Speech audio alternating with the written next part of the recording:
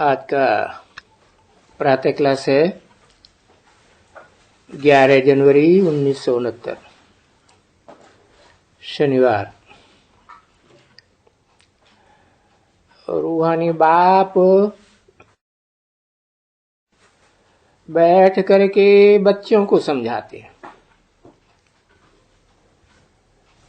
कहाँ बैठ करके? ब्रह्मा के तन में बैठ करके बच्चों को समझाते हैं, क्योंकि बच्चे तो समझते हैं ना। रूहानी बाप के रूहानी बच्चे तो समझते हैं। पढ़ाया किसको जाता है? पढ़ाया जाता है अनपढ़ों को, बेसमझों को। अभी बेहद का बाप आते हैं,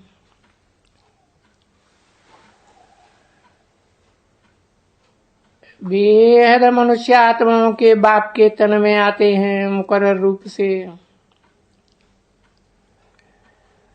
पहले तो उसी में आते हैं और रूहों का बाप आते हैं, तो उनको कहा जाता है ऊंचे से ऊंचा भगवंत। क्योंकि साकार सृष्टि में ही ऊंचे और नीचे की बात होती है, और वो ऊंचे से ऊंचा भगवंत किसको पढ़ाता होगा? जरूर ऊंचे से ऊंचे उन बच्चों को भी पढ़ाता होगा जो कलयुग के अंत में आकर के अनेक जन्म लेते लेते इंद्रियों के सुख भोगते भोगते बेसमझ हो गए। ठीक है ना? इसलिए उनके लिए कहा ही जाता है जो अंतिम जन्म में आकर के इतने बेसमझ हो गए कि विनाश काले विपरीत बुद्धि। नंबर बार बेसमझ हो गए, नंबर बार विपरीत बुद्धि हो गए। अब ये विपरीत बुद्धि कैसे हो गई है? देखो, उन शास्त्रकारों ने लिखा हुआ है ना,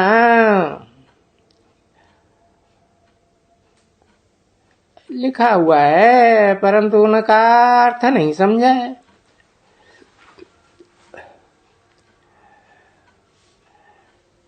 नहीं समझा है तो गोया 84 लाख जन्मों में वेद के बाप को भी ले आए, आत्माओं के बाप को।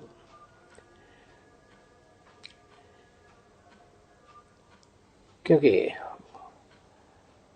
वेद का बाप सर्वव्यापी के हिसाब से उनकी बुद्धि में ये है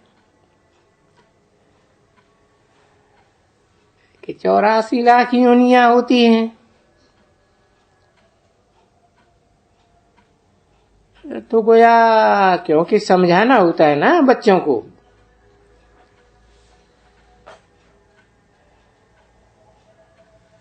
अब ये तो सेकंड नंबर में वो ये क्लास है या पॉइंट देना है।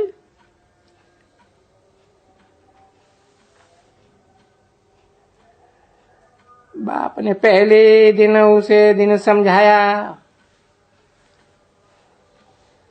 शायद बहुत बच्चों को भूल गया होगा।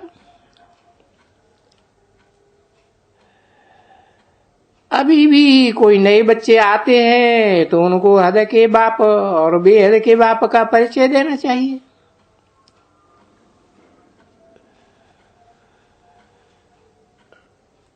तो वो है बड़ा बाबा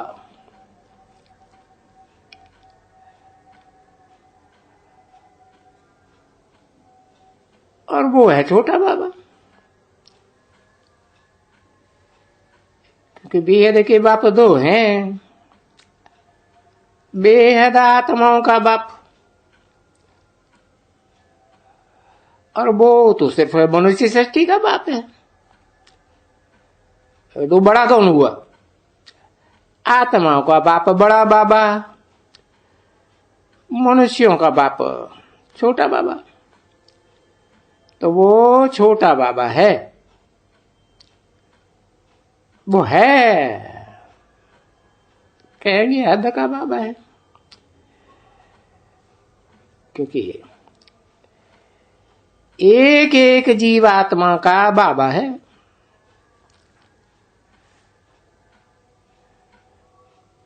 अब उसमें बड़े बाबा में तो जीवात्मा नहीं कहेंगे, नहीं, उसमें सिर्फ आत्माएं कहेंगे। बुद्धिमानों की बुद्धि में सिर्फ आत्माओं की बात है। तो बेहद की आत्माओं का बाबा, ये तो समझते हो ना मीठे बच्चों। ये जो बेहद आत्माओं का बाप नॉलेज देते हैं, सो सब एक रस धारण नहीं कर सकते। कोई तो 1% धारण करते हैं, कोई 95% धारण करते हैं, क्योंकि बाप का टाइटल तो देंगे ही नहीं उनको।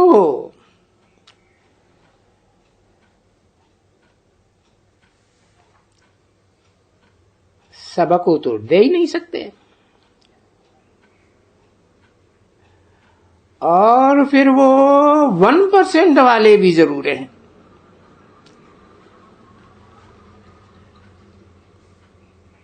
ये भी तो समझ की बात है ना, कि कम परसेंट वाले बहुत होंगे।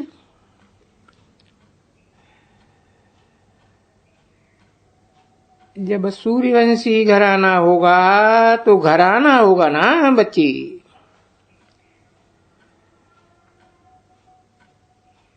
क्योंकि सूर्य तो सबसे परे से परे है।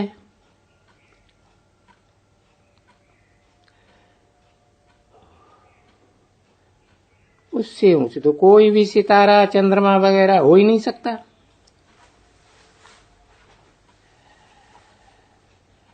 तो उसका जो सूर्यवंशी घराना होगा, जिनमें राजा रानी और प्रजा, ये बुद्धि में तुम बच्चों के आते हैं कि प्रजा वर्ग में किस परसेंटेज वाले, और प्रजा में तो सब प्रकार के मनुष्य होते हैं। बड़े बड़े साहूकारों से लेकर के ये नौकर चाकर ये वो वगैरह वगैरह सब होते हैं। प्रजा माना प्रजा।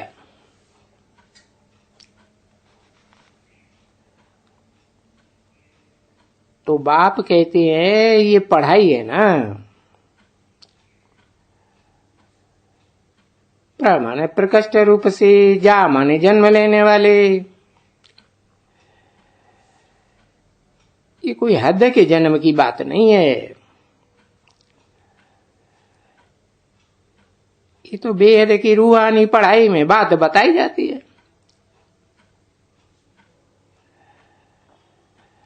और पढ़ाई तो जरूर हर एक अपनी अपनी बुद्धि के अनुसार ही उठाते हैं।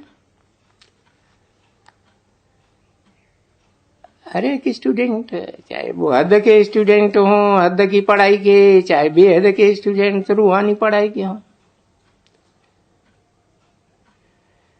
सो भी मीठे मीठे रूहानी बच्चों को ये मालूम है कि ये पार्ट मिला हुआ है।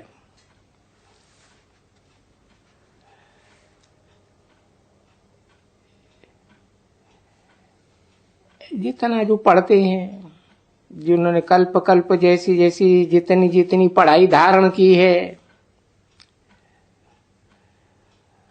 उतनी उनको मिलती है। अच्छा, पढ़ाई छिपी तो नहीं रहती है, बिल्कुल नहीं।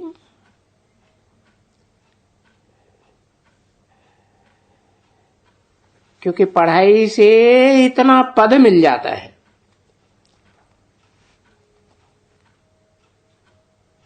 नंबरवार पद, ऊंच पद है, नीचे पद है, मीडियम। सो तो बाप ने समझाया है, या आगे चल करके जैसे जैसे जिसने पढ़ाई की है,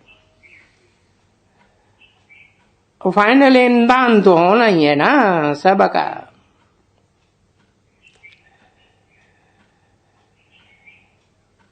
परंतु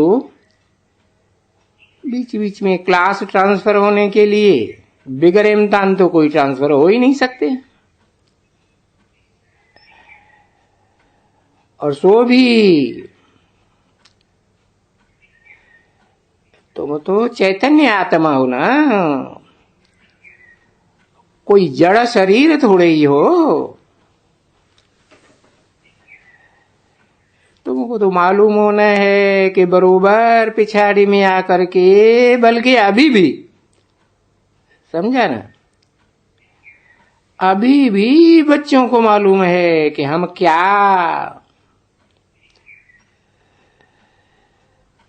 क्या पढ़ाई पढ़ रहे हैं। भले यहाँ बाबा पूछते हैं, लज्जा के मारे बेचारे सभी हाथ उठाए भी देते हैं। कोई समझते भी हैं कि हम ये कैसे बनेंगे लक्ष्मी नारायण। तो भी दूसरों को देख करके हाथ उठा जरूर देते हैं, है ना। नहीं तो फिर उनको लज्जा आती है कि हम तो इतनी पढ़ाई नहीं पढ़ते। तो अभी ये भी एक अज्ञान के हाथ उठाना बिना समझे। तो उसी समय ही बाप समझ जाते हैं, तो इनमें कितना ज्ञान है ये भी समझ में नहीं आता है स्टूडेंट्स को। इससे तो जो लोकल स्टूडेंट होते हैं ना, उनमें फिर भी कुछ अकल होती है, क्योंकि वो समझ लेंगे कि हम कोई स्कॉलरशिप जितना लेने का पास नहीं होगा।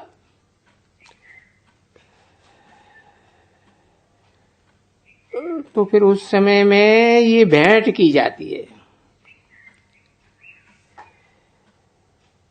कि इनसे तो वो अज्ञानी अच्छे हैं, जिनके ये तो बुद्धि में बैठता है कि टीचर जो पढ़ाते हैं हम कहां तक पास होकर के कितनी मार्क्स लेंगे।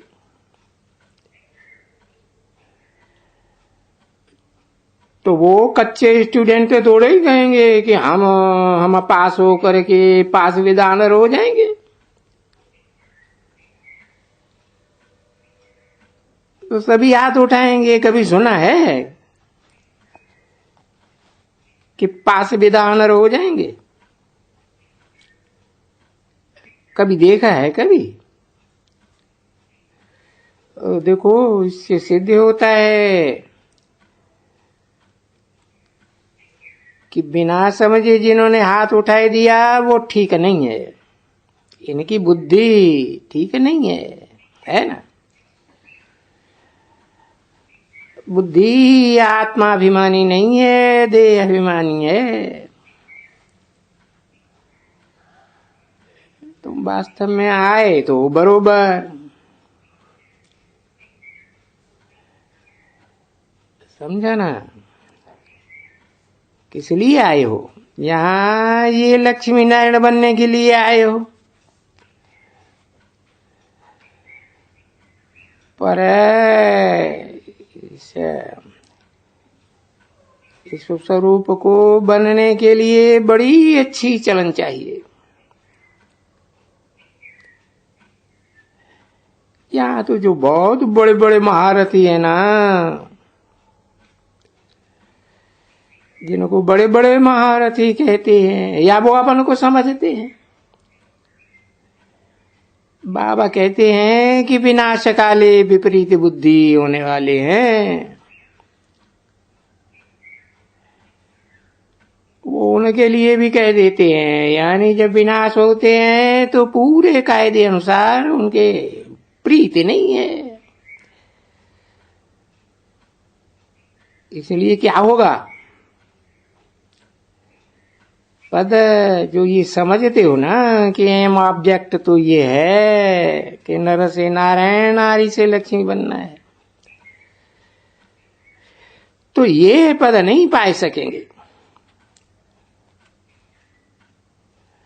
वो तो उन्होंने बैठ करके शास्त्रों में लिखा है, तो एक्यूरेट तो नहीं लिखा है, परंतु लिखत तो है नहीं। ये तो जानते हो कि गपोड़े हैं, सब गपोड़े हैं। पर यहां तो बाप बैठे हैं, वो उन गपोड़ों की बातें अच्छी तरह से समझाते हैं, क्योंकि विनाश काले विपरीत बुद्धि, जो अक्षर लिखे हैं ना, लिखे तो हैं विनाश काले विपरीत बुद्धि, परंतु इनका अर्थ कोई समझ सकेंगे? बिल्कुल नहीं। 11 जनवरी 1969 की प्रातः क्लास का दूसरा पेज। अब जब अपने बच्चे ही नहीं समझ सकते, जो कहते तो हैं हम शिव बाबा के बच्चे हैं, वो ही नहीं समझ सकते हैं इस बात का अर्थ है कि विनाश काले विपरीत बुद्धि क्या होता है, किसके लिए होता है, इसका पूरा अर्थ क्या है, नहीं समझते हैं। तो बाबा अर्थ समझाते हैं ना, बोलते हैं। जो अच्छी तरह से याद नहीं करते हैं, अच्छा नहीं पढ़ते हैं, अब याद करना ये तो गुप्त बात हो गई, परंतु पढ़ाई तो गुप्त नहीं है ना। पढ़ाई तो पढ़ाना होता है, क्योंकि बाप ने समझाया तुम सब टीचर्स बनने वाले हो। टीचर के बच्चे टीचर ही बनेंगे ना। जो सनम को बैठ करके पढ़ते हैं, वो तो इतना सब एक जैसा थोड़े ही पढ़ते हैं ना पढ़ाते हैं। तो एक जैसे कद के ये सब नारायण कैसे बनेंगे? देखो, इतनी भी बुद्धि नहीं है। बाबा तो हंसी गुड़ी में बोल भी देते हैं ये बेबीज हैं। अब ये बेबी बुद्धि है तो जो कुछ कहें वो ठीक है, समझे ना।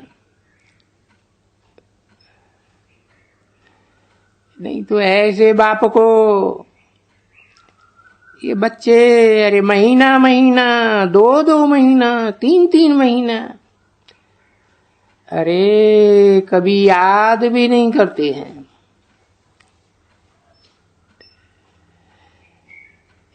याद ही नहीं तो मालूम कैसे पड़े? मुझे याद करते हैं। तभी पता चलता है जबकि कोई चिट्ठी आवे कि मुझे याद करते हैं। और फिर ये उस चिट्ठी में सर्विस समाचार भी हो कि मैं ये करता हूं, वो करता हूं। बहुत चाहिए सर्विस का समाचार। यहां तो न कोई किसी का सबूत, किसी का नहीं। बाबा कहते हैं ऐसे जो देह अभिमानी हैं, न कोई सर्विस का सबूत और न कोई याद प्यार की बात।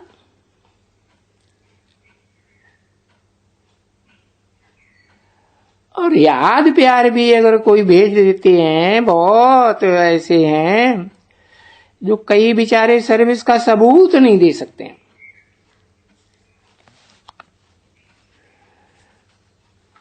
सर्विस की हो तो फिर लिखें भी। ऐसे लिखते हैं ना बच्चे, आज हमारे पास एमएलए आया, एमपी आया, हमारे पास ये आया, वो आया, और मैंने उनको ऐसे समझाया, ऐसे समझाया। तो जब लिखते हैं तो बाप को मालूम पड़ता है ना, बच्चा जीता जागता है, याद करता है, समाचार भेज देता है। अब महीना, 1.5-2 महीना कोई चिट्ठी भी नहीं लिखेगा, कोई समाचार ही नहीं लिखेगा, बाबा क्या कहेंगे? यही समझेंगे ये तो मर गया। ऐसा देखने में आते हैं या तो बीमार है। अब जो बीमार पड़ जाते हैं वो चिट्ठी तो नहीं लिख सकते हैं ना बच्चे। चिट्ठी लिखते हैं, बाबा मेरी तबीयत ठीक नहीं थी, इसलिए इतना दिन चिट्ठी नहीं लिखी आपको। तो भी गए भाई, ये भी कायदेसर बात नहीं है। नहीं, कोई भी समाचार नहीं, न बीमार, देवान या बाबा कोई वक्त में। ये मुरलियों में तो बहुत ही समझाते रहते हैं ना,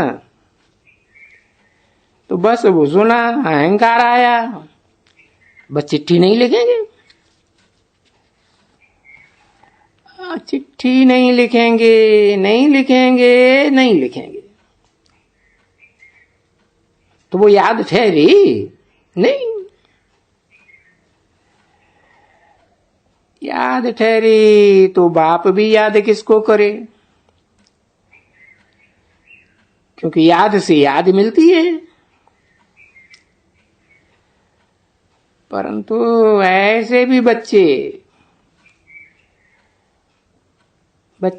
बहुत हैं देह अभिमानी टट्टू, जिनको कहा जाता है देह अभिमानी टट्टू है ना। देखो रावण के ऊपर टट्टू दिखलाया ना, ये जो दिखलाया है टट्टू, तो ये तो बहुत कहते हैं तुम तो कोई देह अभिमानी टट्टू है। अभी देही अभिमानी और देह अभिमानी कुछ जानते तो नहीं है, परंतु ऐसे कहे जाते हैं तुम तो कोई देह अभिमानी टट्टू हो। क्यों? याद भी तो आती है ना इनकी, रावण की, कि इनके ऊपर जो टट्टू का वो सिर दिया हुआ है, तो गाया भी जाता है टट्टू को तारा, काजी को इशारा। समझा ना। टट्टू को तो फिर मारना होता है, और काजी होता है उसको तो इशारा दिया जाता है। तो कोई तो इशारे से भी चलते हैं, और वो जो जानवर होते हैं ना बच्ची, वो इशारे से भी चलते हैं। चाबुक का इशारा देखते हैं तो चलते हैं। तो ये बातें नहीं दिखलाते हैं बाप। बाप आके कहते हैं कि मुझे सर्वव्यापी कहने से बस यही टट्टू से भी, इनसे इन जैसा का क्या कहो, बेवकूफ कहो, गधा कहो, उल्लू कहो, पाजी कहो, जितना जो कहो, जो भी लकब दियो, इतना कहो कि बाप को सर्वव्यापी मानना अर्थात 84 लाख से भी जास्ती जन्मों में ले जाना।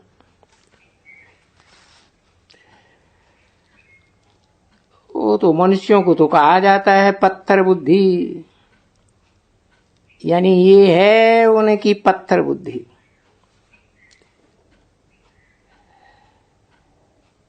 पर वो फिर कह देते हैं भीतर भीतर में, पत्थर भीतर ठिक्कर के अंदर विराजमान है।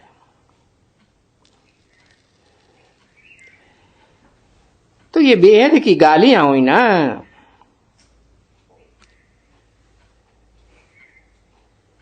तो इसी के लिए बाप कहते हैं देखो ये मेरी कितनी ग्लानि करते हैं। ओम शांति।